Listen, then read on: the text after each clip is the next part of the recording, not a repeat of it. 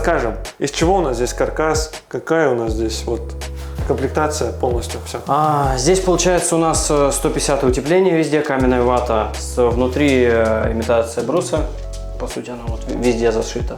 У нас здесь еще делается отдельно, то есть он вот модуль, как сейчас стоит, он не докомплектован, если еще с мебелью, здесь еще кухня, ну и здесь, соответственно, вот кровать.